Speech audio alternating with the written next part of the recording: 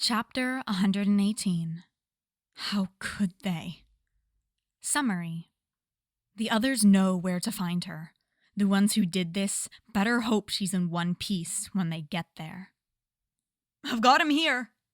Denki yelled, somewhere off to Izuku's right. The clear comm feed, the only reason what he's saying is able to be deciphered. "You guys go in and get her. I'll keep the way out clear." Despite the room they'd found, hidden at the bottom of a concealed staircase, being no bigger than the Heights Alliance common room, the number of shouts and grunts made it hard to tell the Electric Blonde's location. The combination of sentience stalking up from the armory wall and the ones formerly resting in the side of the room dedicated to medical care meant the space was not properly equipped for the size of fight that broke out upon their arrival. "Copy that. Let's go," Kachan replied, voice steady, even as he blasted a woman with a halberd into the wall. He'd been steely since the crazed, practically genocidal, rant the formerly calm and collected sovereign had gone on while he, Ochako, Denki, and Izuku had busted into her office. With all they'd seen and heard out in space, Izuku can safely say it was one of the most disgusting. Crazed glee had radiated from her as she detailed how they would add Mina to their collection of hundreds of other Iluna skeletons. Every word had clawed at the growing pool of rage in Izuku's stomach. Even after Denki had shocked her unconscious, the only comment on the venomous spiel was a crackling, "What the fuck?" from Mei across the comms. From her tone, Izuku thought that if she'd been with them instead of racing off to grab their ship, the woman would have been unconscious before Denki even considered using his quirk. Ochako shoots a, "You got it," over the comms, but Izuku doesn't bother responding. He just turns to the two large metal doors looming at the end of the room and lets one for all unfurl. He eyes what looks to be an electronic locking mechanism on the doors, taking out his hand as he thinks. It twinged with a fading ache from when he'd landed a hit on the villain's metal hammer. The 15% output he'd been maintaining should have left him deflecting the glancing blow with ease, but when the hit connected, he felt like he was trying to punch through Yue's gate. Given the dull gleam on the doors, getting through this was going to take a bit more power than expected. He could feel the grin on his face sharpen as he loosened his grip on the crackling energy swirling in his chest. 20%, 30%, 40%, 50%. The cyan light burned around him.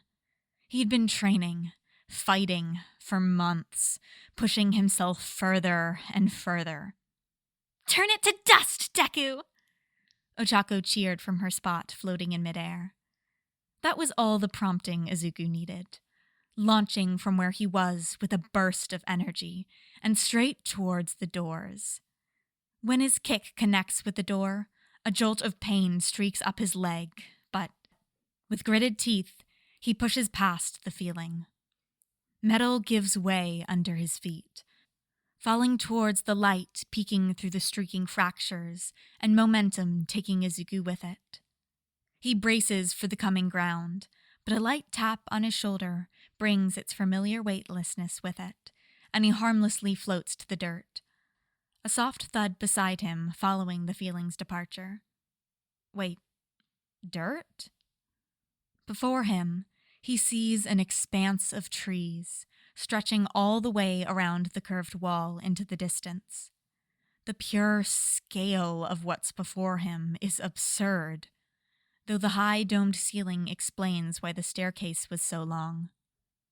A pulse of pain through his head makes Izuku scrunch his eyes closed in a wince to wait out the warring between his brain and legs for attention.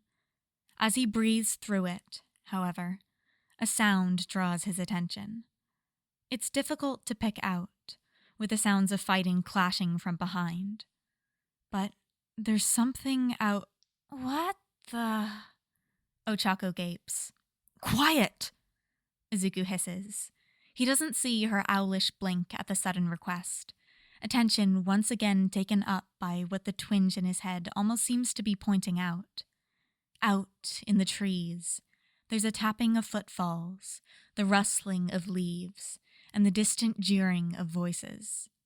Someone is coming, and fast. Japanese falls from his tongue as he does his best to relay what's coming to the others. Incoming, a group of people, not too many, heading this way, fast. They're out in the forest. The what? Denki squawks. Shut the fuck up and focus on keeping them off our ass, Sparky. Kachan scolds. I can hear it, Ochako says. They're getting closer, right about... She's pointing to a spot a couple dozen meters away, far enough that the curve of the tree line is evident. There. From out of the trees bursts a figure. They're small, donned in a pale shirt dotted with red. Red cuts across their body in lines, leaving streaks down their pink skin. Mina! Ochako shouts, voice an indistinguishable jumble of shock, relief, horror, and desperation. Mina's head whips around in their direction, and it's far too far to make out much, but Izuku sees her mouth open to speak. Then, she's clumsily jumping to the side as something shoots over from the forest. It tinks against the metal wall, but the sound is overlaid with a cry of pain. Mina is tumbling to the ground, knees drawing towards her chest as her hand ghosts over her ankle. Izuku is a blur of green as he rushes over, adrenaline pushing away the ache in his bones as One for All crackles thunderously along his skin, arching out in search of a target for his rage. The next arrow comes shooting out fast, but Izuku is faster, turning the shaft to splinters with one kick. He lands, heavy breaths hissing through his teeth as he stares down the 8 or so people standing at the edge of the trees. Izuku? Mina stutters out, in a voice so soft and fragile. Izuku struggles to shove his sadness down into anger. He can't cry right now. He needs to get her out of here. His glare at the pack of villains dressed in tactical gear intensifies. Some lean back, holding their weapons close. One flinches. You touch her again, and I'll kill you. No one moves for a moment. Then, one of them standing by a tree ducks down, and an arrow shoots out, straight at him. In the blink of an eye, the arrow is gripped firmly in Izuku's hand, stopped dead before it could hit his head. Wrong choice. Suddenly, an explosion blows the sentients furthest behind the tree line forward and on to their teammates. Kachan follows the blast up with another, though much smaller this time, at the villain who'd shot him, catching their wooden bow alight with flames. They yell out in shock, dropping the flaming wood and turning back towards the forest. In one swift movement, the blonde reaches under the back of his jacket and pulls out 2 objects. His bow springs open to full size, and he fluidly takes the blunt arrow he'd snagged and notches it. He takes a steady breath in and lets the arrow fly. It hits the fleeing villain in the shoulder, bursting to life with electricity as soon as it connects, and sending them convulsing to the ground. Kachan looked down his nose at the twitching sentient. Mine's better. While Kachan had been drawing the terrified villain's attention, Ochako had dropped from where she'd made her way up into the trees, swinging her staff down into knees and elbows with a quirk-aided ferocity. With the others occupying the villains, Izuku has time to take a look at the girl behind him. The red lines he had spotted from the door are cuts, littering her body. Arms, legs, torso, blood even mats her hair from an unseen wound. And it's not just little cuts either. Some of them are deep, dripping thick black blood into the dirt below. Her ankle, the one her fingers hovered over but never quite touched, was raw and angry, skin puckered like a burn.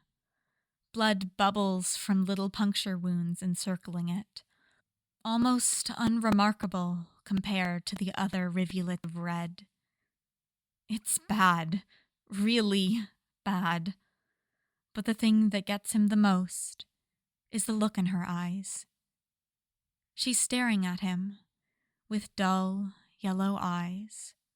They don't focus on him or the battle behind. They just stare into nothing. Terror is all that's reflected in their glassy sheen. Black Whip writhes under Izuku's skin, begging to burst free in a tangle of rage like the first time he'd used it. They did this to her. We came to help them, and they took her and hunted her. And they've done this to so many others, displayed their skeletons like trophies. How could they do this? He can feel Black Whip snaking under his skin, begging to be free and hurt. But he tamps down the urge, with rapidly unevening breaths. He can't. If he brought Black Whip out now, it would just hurt everyone. But he doesn't want to hurt everyone. Ozone fills the air, and his legs protest the strain of the quirk, but Izuku ignores it. He ignores the pain in his hand, and he grabs one of the villains and throws them into the canopy of trees. He ignores the pain in his legs as he kicks a gust of air at a fleeing adult. He ignores the pain frantically prickling in the side of his skull, noticing too late the blow that follows. Izuku gasps for breath as he sits bolt upright. The void is heavy around him, blackness stretching out into infinity. He hears the familiar voices of the Vestiges shouting his name, sees people gather around him. No, no, no! He can't be here right now. He needs to get back. Panic fuzzes his vision. He left Mina. Why did he do that? She can't defend herself right now, and he left her alone. Why? Why was he so stupid? A voice, not one of the Vestiges, calls out. Izuku, my boy. Some part of his brain knows it's All Might, wants that to mean everything is going to be okay because he's here now. But everything is not going to be okay unless he gets out of here. He turns his head, searching for a shock of white hair and green eyes. When he finds it, he snaps. I need to go back, now. How do I go back? A melodic voice and black hair. I don't think... They hurt her. I need to protect her. I need to make sure they can't hurt her. I need to kill them. Izuku chokes out. Izuku, what's going on? Another voice, gravelly and commanding, in a way that would normally cause Izuku to follow its instructions without hesitation. But he can't. Izuku stares into emerald green eyes, a reflection of his own. Quiet understanding seems to pass between the two, even as the others continue to demand answers and express the impossibility of his request. Knowing you, try sheer force of fucking will. So Izuku closes his eyes and digs into the power of One for All. He can feel it. The core that normally resides in his chest is all around him, making up the ground and the swirling, endless void. He reaches out to the threads of power that weave together this reality, and pushes. The threads shift like a knit blanket, holding firm in their strands, keeping the energy inside contained, but exposing the gaps between their weave. He pushes and prods, widening a hole until he feels a trickle of energy, and latches on. Waking up back in the real world is not as smooth as waking up in the void. His head pounds, and each movement causes nausea to swirl in his gut. Someone's carrying him over their shoulder. It's hard to focus his eyes as they run, but his nose works fine. The smell of burnt caramel calms his panic for a moment, and he relaxes long enough to get his bearings. They're still in the ring of dirt that surrounds the wall, but from the unconscious bodies in the distance, it seems they're much closer to the door. Kacchan has him slung over his shoulder like a sack of flour, while Ochako carries Mina in a princess carry, only 2 steps behind. Good. She's here. She's okay. But she's not safe yet. "Let me down," Izuku says, soft and low. Kacchan scoffs. "I don't fucking think so, dipshit. You were knocked unconscious by a dick with a hammer. All you're doing is trying not to fall asleep before I can check if your dumbass has a concussion." "Let me down," Izuku snarls. "They hurt her. I'm going to kill them." "Big fucking nope there." Kacchan shoots back without hesitation. "You're upset. I get it. But if you end up doing something dumb now, you're gonna regret it for the rest of your life. I know you don't really want to do this. So no, I'm not letting you go." Izuku just stares ahead blankly as they run. The rage that was curling in his gut, twisting like serpents, is muffled now. It's still there, but he can't seem to focus on it. What Kacchan had said, it reminded Izuku of the conversation he had with the blonde not all that long ago. He could almost feel the dust in the air and the fresh rope burns searing his skin. His own words echoed in his ears, keeping him half submerged in the memory. Izuku's head jolts as Kacchan jumps over something. He watches Ochako hop over the twitching sentient, following in Kacchan's footsteps. "Come on, let's go!" Denki shouts, coming into view as he falls into step beside Ochako. His skin is still sparking, and there's a clumsiness to his step. When he trips on a step of the winding spiral staircase, Izuku reaches out a hand to catch him. Kacchan grumbles at the sudden jolt the grasp caused, while Denki gives a fumbled thanks. "I'm on the ship," Mei announces. "Where are you all right now?" The staircase ends, spitting them out into an ornate room. The scorched bookshelf looks out of place, no longer whole as it should be. Izuku's sure there was some sort of elaborate mechanism that would have moved the bookcase out of the way to reveal the secret staircase, but blowing it up had worked just fine for them. A male voice squeaks at their arrival. The sentient, a staff member of some kind, is leaned over the sovereign, shielding her body from their gazes. Kacchan pauses in step for a moment, and Izuku tries to twist around to keep the man in view. But before Izuku can get them in sight, he feels Kacchan's weight shift, and they start to move. "We just got out of the leader's room, so I think we're pretty close to the entrance," Kacchan reports. "How close?" And Izuku can sense there's something up with the way Mei asks that question. "Maybe a minute?" Ochako cautiously replies. "Alrighty, incoming." Before anyone can ask what that means, the sound of crashing stone sounds from the direction they're headed. "Mei," Kacchan warns through gritted teeth. "You better not have crashed our ship into the wall." "I wouldn't hurt my baby like that," Mei says, scandalized by the accusation. "I just shot down the wall, like a civilized person." And indeed she did.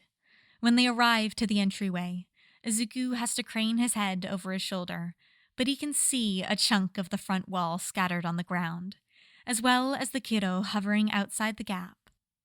Izuku squirms in Kachan's hold, ignoring his shouts and just barely managing to escape his grip.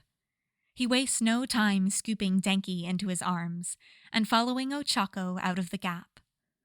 Float lifts Izuku and Denki up to the open door, after a weightless Ochako and Mina. Katsuki following behind with popping explosions. As soon as the blonde is in and the outer door is closed, the ship lurches into motion, rising up and out of the planet's atmosphere. Izuku stumbles into the main room of the ship, following Ochako to where she's laying Mina at the edge of the blanket nest. "It's going to be okay," Ochako soothes. "You're safe now." Mina, Izuku now realizes, is crying. The blankness has receded from her eyes, but in its place is a chilling horror. Her previously silent tears turn into heaving sobs at Ochako's comfort. Babbling words spill out alongside relentless tears. I didn't mean to. I didn't want to. I didn't want to. I can't. I didn't. Kachan slips his hands into hers, giving them a grounding squeeze. "What did you not want to do?" I killed him." She breaks down into sobs once again.